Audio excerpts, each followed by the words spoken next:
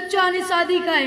ही कुराण पाक ज्याची जुबान मुकद्दस, बयान मुकद्दस आणि जी फसाहत आणि बलागतचं लाठियों मारता समुंदर है, ज्याचे मुतालिक इरशाद रब्बानी कुरान ती किताब है, ज्याचे सादिक आणि बरहक वाला काही शक नाही आहे, ज्याचे बारेत मुहसिन इंसानियत हुजूर पाक सल्लल्लाहु अलैहि वसल्लम इरशाद फरमावतात, तुमच्या सगळे बेसमान तो आहे जो कुराण शिकलो आणि शिकवलान।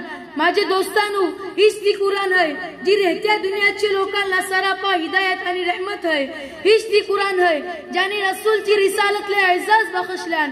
हीच ती कुराण आहे ज्याचे बदौलत महबूबची असल रजा नसीब होते। हीच ती कुराण आहे जी सच्चाई आणि ईमानदारीची नसीहत देते। हीच ती कुराण आहे ज्याने दिमागला ताकद बख्शल्यान।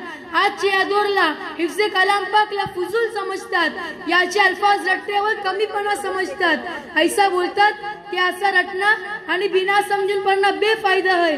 अफसोस अफसोस सद अफसोस, आज ही कुरान पाकचे बारात हमचा ये ख्याल आहे ज्याचे बारात शहनशाह बदहा जनाब मोहम्मद सल्लल्लाहु अलैहि वसल्लम बोलतात, इक़रा वरतक़ी वरत्तिल कमा कुंत तुरत्तिल फी दुनिया फइन्न मंज़िलक आखिर आयतिन तक़रऊहा। क़यामतची रिज हाफिज कुरानला बोलतील, कुरान परत जा आणि जन्नतचे दर्जे चरत जा, थोपून थोपून पढ़ जैसा की तू दुनियात पढ़त होतोस, आणि तुझा मकाम आणि ठिकाण ती आहे जिकडे तुझी आखरी आयत खपल। अल्लाहचे प्यारे नबी इरशाद फरमावतात, ज्याने कुरान हिफ्ज केलान मग त्यावर अमल केलान तर कयामतची रिजा ताजे वालिदेनला सूरजच्याहून जास्ती रोशन ताज पहनवतील। गौर कर्याचो मुकाम आहे त्या वालिदेला ह्या गिरा कदर इनामशी नवाजतील, मग कुरान परत असेल मग त्याचा काय मुकाम असेल।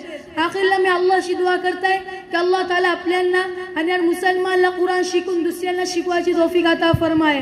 आमीन व मा अलैना इल्लल बलाग। अस्सलामु अलैकुम व रहमतुल्लाहि व बरकातुहू।